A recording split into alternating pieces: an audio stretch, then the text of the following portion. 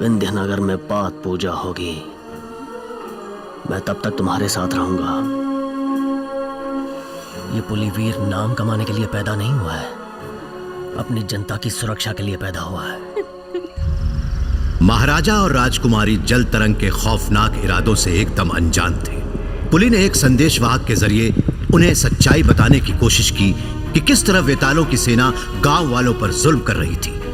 इस खबर से महाराज और राजकुमारी परेशान हो गए। जल तरंग सावधान हो गया। उसे डर लगने लगा कि कहीं पुली उसकी सच्चाई को महाराज के सामने उजागर न कर दे। उसी दिन जल तरंग अपने गुरु कुडवरी नामक दुष्ट मुनि से मिलने गया। उन्होंने उसे एक शक्तियों से भरी अंगूठी दी और कहा, तुमने मुझे जो राजकुमारी यमन रानी का बाल ला कर दिया था, उस पर जादू टोना करके शमशान में तप करके मैंने पूरी शक्ति से यह अंगूठी बनाई है। उस गुरु की दी हुई अंगूठी को दबाने से हरा धुआं बाहर आकर फैलने लगा। वो धुआं आहिस्ता आहिस्ता राजकुमारी की तरफ बढ़ने लगा और जिस तरह शैतानी आत्मा किसी के शरीर में प्रवेश करके उसे वश में कर लेती है, उसी तरह उस धुएं के जरिए राजकुमारी हमेशा के लिए जल तरंग के वश में हो गई। जल तरंग ने अपने काले चीते से राजकुमारी के पति को मार दिया। राजकुमारी ने इसे एक बुरा हादसा समझकर चीते को ही जिम्मेदार माना। सम्मोहन में कैद राजकुमारी की आड़ लेकर जल तरंग ने महाराज को कारागार में कैद करवा दिया। अब राजमहल उसकी मुट्ठी में था। विंध्यनगर में पूजा पाठ बड़ी धूमधाम से हो रही थी और तभी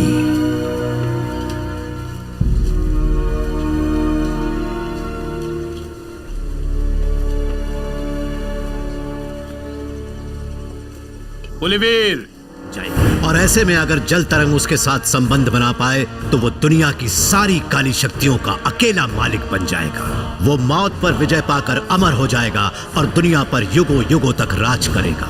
चारों ओर निराशा का माहौल था। जल तरंग की वजह से लोगों का सुख चैन चला गया। ऐसे में वेम्बुनाथ नाम का गांववासी अपने गांव को इस मुश्किल से निकालने के लिए दिन रात कोशिश कर रहा था। एक दिन जब वो नदी के घाट पर कपड़े धो रहा था, उसे एक आवाज सुनाई दी।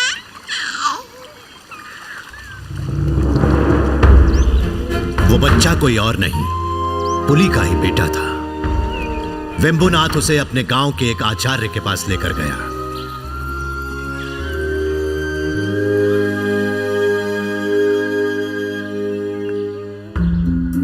ये बच्चा पैदा होने के समय से ही मुसीबत में है। ठीक है, इस जड़ी बूटी में से हर दिन एक एक पत्ता देते रहो। अगर एक दिन भी भूल जाओगे तो आपत्ति आ जाएगी। संभल के। बहुत प्यास लगी है, पानी दीजिए ना। ये तो बोल रहा है। आज से मेरी बेटी को मिला के 3 बच्चे हो गए मेरे। बच्चे का नाम मगधीरा और बोलने वाले पक्षी का नाम सुरा रख के वो उन्हें पालने लगा। आज तक किसी ने उनका सामना करने की हिम्मत क्यों नहीं की पिताजी? बड़ा हो गया ना, अब तक डरता रहता था। जब असलियत पता चली तो सवाल करने लगा क्यों? बताता हूँ।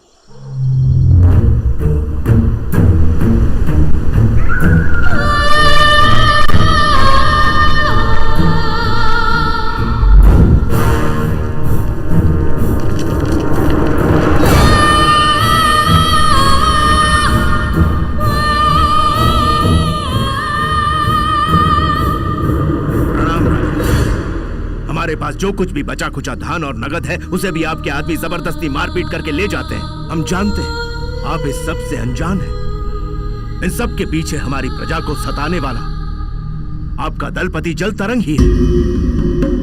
हमारी रक्षा करना और हम लोगों का साथ देना आपका कर्तव्य है ना रानी?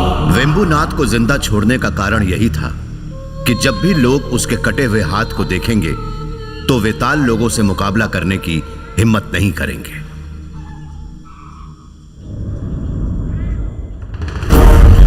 एक बार जब वाग्यनगर के लोगों ने कर नहीं भरा तो वेताल लोग अचानक गांव में आ गए।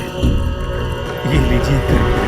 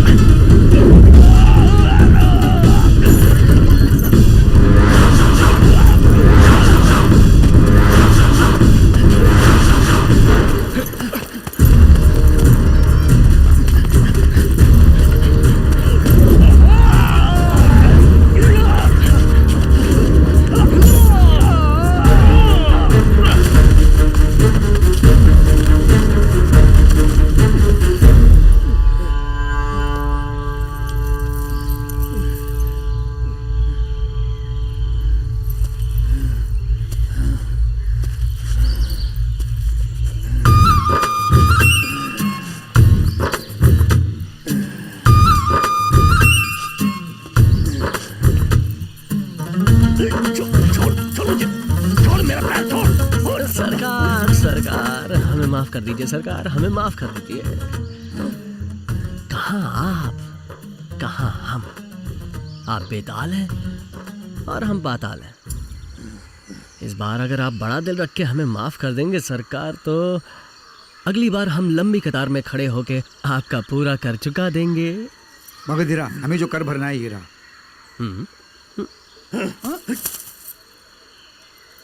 मगधीरा को बीच में रखकर किसी भी तरह इस बार तो तुम लोग बच गए, क्योंकि इसने मेरे पैर पकड़कर मुझे रोक लिया। लेकिन आइंदा कर भरने में अगर कोई चालाकी दिखाई तो मैं तुम लोगों की समाधि बना दूंगा। सरकार आपका नाम? बिडारी।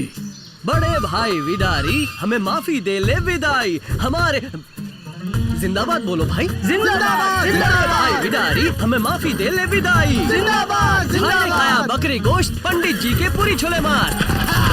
भाई ने खाया बकरी गोश्त, पंडित जी के पूरी छोले मार। अरे सुनो, हमें माफ करके वो कब के चले गए मगधीरा। क्या? ओ मगधीरा,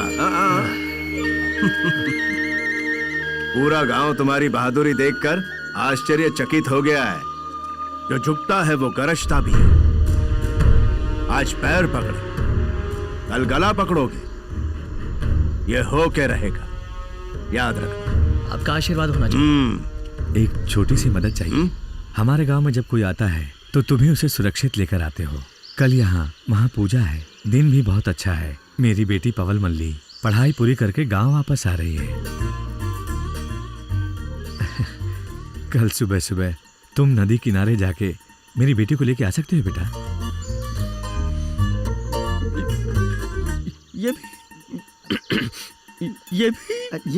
ये भी मेरा ही कर्तव्य है, यही कहने वाला है ना भाई।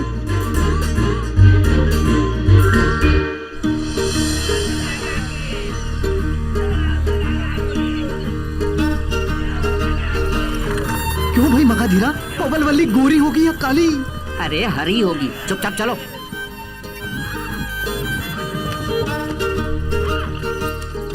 इन सब में पवन मल्ली को कैसे पहचानेंगे?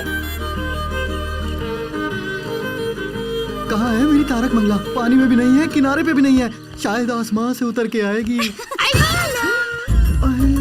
दिखने में तो बहुत सुंदर है, इसको बनाने वाला कौन है? मैं हूँ बलमा, आपकी होने वाली तारिका।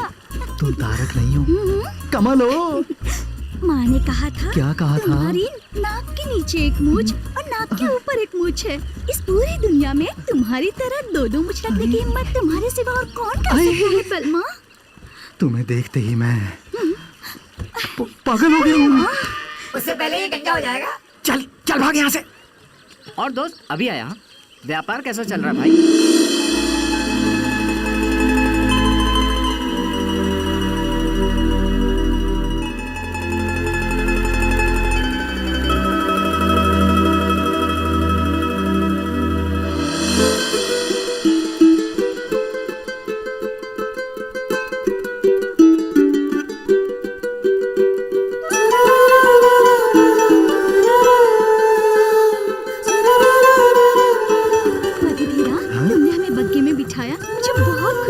अभी देखो आगे आगे होता क्या है।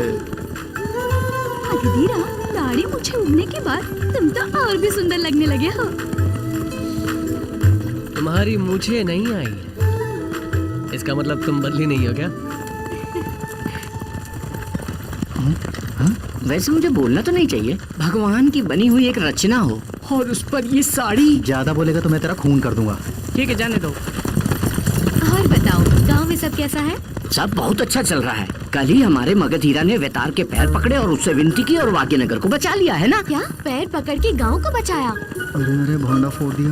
भाग्यनगर की बेटी हो कहते हुए शर्म आ रही है मुझे। दो रंगी, ये सब बताना बेकार है, ये समझेंगी नहीं। क्यों नहीं समझूंगी? हमारे गांव में मूंछों वाला मर्द नहीं है क्या?